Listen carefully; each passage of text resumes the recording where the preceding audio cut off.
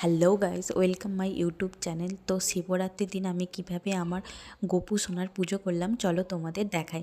প্রথমে একটা ঘটি নিলাম, তার মধ্যে গঙ্গা জল, ঘি, মধু, তার মধ্যে একটা তুলসী পাতা ও কিছুটা ফুল দিলাম।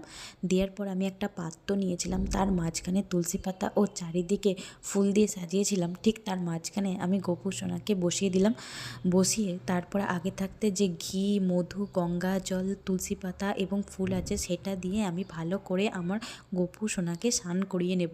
স্নান হয়ে যাওয়ার পর আমি একটি গামছা দিয়ে আমার গোপু সোনার গোটা গা ভালো করে মুছিয়ে দেব।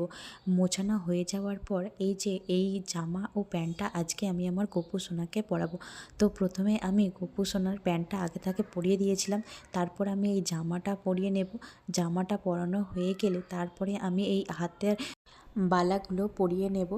তারপর আমি হার পরিয়ে নেব, তারপর মাথার চুল, মুকুট এবং গোপু সোনার বাঁশি দিয়ে দিলাম। তারপরে আমি চন্দনের টিপ পরিয়ে দেব।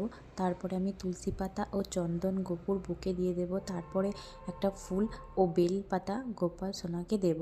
তারপরে সাজানো হয়ে গেছে। এবারে আমি আজকে গোপালকে ভোগ দিয়ে দিলাম। দেওয়ার পরে আমি ভালো করে সাজিয়ে দিলাম খাবারটা। দেওয়ার পরে আমি একটা প্রদীপ জ্বালালাম। তো প্রদীপটা দিয়ে আমার এই গোপু সোনাকে ভালো করে আরতি করে নিলাম। আরতি করার পর আমার পুজো আজকে হয়ে গেছে। তো আমার পুজোটা কেমন লেগেছে তোমাদের জানাও, আর তোমাদের সবাইকে জানাই শুভ শিবরাত্রি।